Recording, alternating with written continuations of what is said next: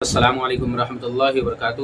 محترم ناظرین، سوال یہ ہے کہ یوم عرفہ کا روزہ کب رکھا جائے؟ کیا 8 ذی الحجہ کو رکھا جائے یا 9 ذی الحجہ کو رکھا جائے؟ اس مسئلے کے اندر بہت سارے لوگ کنفیوز ہیں کہ کیا کیا جائے۔ بہت سارے لوگ یہ سوال کر رہے ہیں کہ کیا کیا جائے، 8 کو رکھیں یا 9 کو رکھیں۔ بہت سارے لوگ کہہ رہے ہیں 9 کو رکھا جائے، بہت سارے لوگ کہتے ہیں کہ 8 کو رکھیں۔ تو کیا مسئلہ ہے کہ اتنے سارے اختلافات ہماری نظروں کے سامنے سے گزرنے لگتے ہیں؟ دیکھیے، کوئی اختلاف اس کے اندر موجود نہیں ہے۔ بنیادی طور پہ اگر قرآن و حدیث کے اندر غور کیا جائے اور غور و فکر کرنے کے بعد اگر دیکھا جائے تو اس کے اندر کوئی اختلاف نہیں ہے۔ مسئلہ صرف یہاں پر یہ ہے کہ اختلاف مطالعے کا اعتبار کیا جائے گا یا نہیں کیا جائے گا۔ اس سلسلے میں بہت ساری باتیں لوگ کہتے ہیں کہ اختلاف مطالعے کا اعتبار نہیں کیا جائے گا بلکہ وحدت کا اعتبار کیا جائے گا۔ یہ چیزیں آپ کو شاید سمجھ میں نہیں آ رہی ہو۔ اس کا مطلب یہ ہے، اختلاف مطالعے کا مطلب یہ ہے کہ چاند ہر جگہ پر جو نکل رہا ہے اس کا اعتبار کیا جائے گا، یا پھر کہیں ایک جگہ پہ چاند دکھ گیا تو اس کو دیکھ کر تمام لوگ اسی کے مطابق عمل انجام دیں گے۔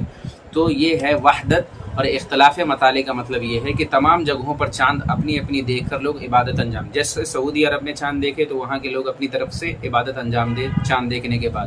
اسی طریقے سے اگر ہندوستان میں چاند دکھا تو یہاں کے لوگ چاند دیکھنے کے بعد عبادت انجام دیں، تو اسی کے مطابق عمل انجام دیتے۔ کیا یہ چیزیں کرنی چاہیے، یا پھر دنیا کے اندر کہیں ایک جگہ چاند دکھ گئی تو اسی کے مطابق عمل کرنا چاہیے؟ اس سلسلے میں بہت سارے لوگ کنفیوژن کے شکار ہیں کہ کیا ایک جگہ پہ چاند دکھ گئی تو پھر وہاں کے لوگ تو اس کو عمل انجام دے رہے ہیں، اس عمل کو کر رہے ہیں، ہم کیوں نہ کریں، ہم لیٹ کیوں کریں؟ یعنی سعودی عرب کے اندر چاند دکھ گیا، وہاں کے لوگ روزہ رکھ رہے ہیں تو ہم کیوں نہیں رکھ رہے ہیں، ہمارا روزہ قبول ہوگا نہیں ہوگا؟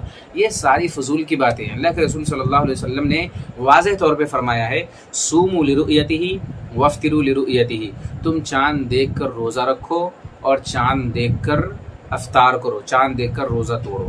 تو یہاں پر اگر اس حدیث کو آپ بیس بنائیں گے، اس حدیث کو اگر غور کریں گے اس حدیث کے اندر، تو آپ صلی اللہ علیہ وسلم نے یہ فرمایا کہ ہر جگہ کا چاند اپنا اپنا چاند ہے۔ کوئی انسان اگر سعودی عرب میں چاند دیکھ رہا ہے تو وہاں کے حساب سے وہ عمل انجام دے، ہندوستان کے اندر جب ہمیں چاند دکھے گا تو وہاں کے حساب سے ہم عمل انجام دیں گے۔ صوموا لرؤیتہ، چاند دیکھو اور اس کے بعد روزہ رکھو۔ تو اسی طریقے سے ہمیں جب چاند دکھ گیا تو اس کے بعد ہم عمل انجام دیں گے۔ تو یہاں پر یہ کہنا کہ سعودی عرب میں چاند پہلے دکھا ہے لہذا وہاں عرفہ ایک دن پہلے ہے اور ہم ایک دن بعد میں کیسے کریں گے، یہ تمام کی تمام چیزیں عقلی گھوڑے یہاں پہ دہرانے کی ضرورت نہیں ہے، بلکہ اللہ کے رسول صلی اللہ علیہ وسلم کی اس حدیث کے اوپر عمل کرنے کی ضرورت ہے۔ آپ کا چاند جو آپ کے یہاں دکھا ہے اسی کے مطابق آپ عمل کریں۔ یہی قول سب سے زیادہ راجح ہے، اور امت 1400 سال سے اسی پر عمل کرتی آ رہی ہے اور اسی پر عمل کرتی رہے گی۔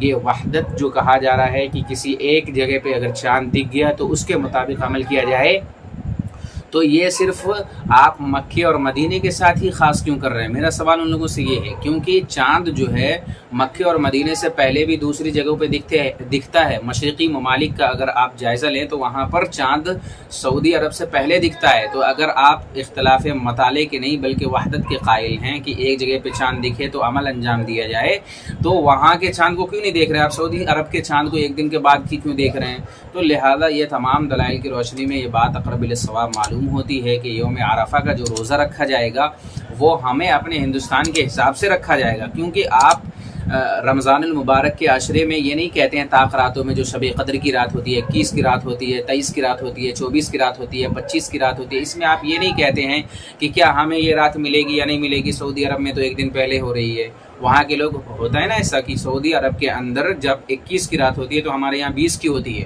سعودی عرب میں اگر 23 کی ہوتی ہے تو ہمارے یہاں 22 کی ہی ہوتی ہے۔ تو کیا ان کو ملی شب قدر یا ہم کو ملی شب قدر؟ بتائیے کس کو ملی شب قدر؟ تو اس مسئلے کے اندر زیادہ الجھنا نہیں ہے۔ آپ چاند دیکھ کر عمل انجام دے رہے، آپ کا عمل قابل قبول ہے۔ اللہ کے رسول صلی اللہ علیہ وسلم کی حدیث کو آپ سامنے رکھیں، آپ چاند دیکھیں، آپ نے عمل کیا، آپ کو اسی کے مطابق اجر ملے گا۔ آپ دوسرے جگہوں پر دیکھیں گے اور پھر اس کے بعد عمل انجام دیں گے، تو یہ ساری قول ضعیف اقوال ہیں، اس لیے اس کے اندر زیادہ ہمیں الجھنا نہیں چاہیے۔ اللہ رب العالمین سے دعا کریں، اللہ تعالی ہم تمام لوگوں کو کہنے سننے سے زیادہ عمل کی توفیق عطا فرمائے۔ اس مسئلے کے اندر اور بھی ہو سکتا ہے، بہت سارے لوگوں کو اشکال ہو سکتا ہے یا میرے نظریے سے کسی کو اختلاف ہو سکتا ہے، تو کمنٹ باکس میں ضرور استفسار کریں تاکہ میری بھی اصلاح ہو جائے، کوئی ایسی قوی دلیل دی جائے جس سے میری اصلاح ہو سکے۔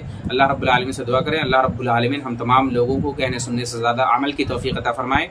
آمین۔ والسلام علیکم ورحمۃ اللہ وبرکاتہ۔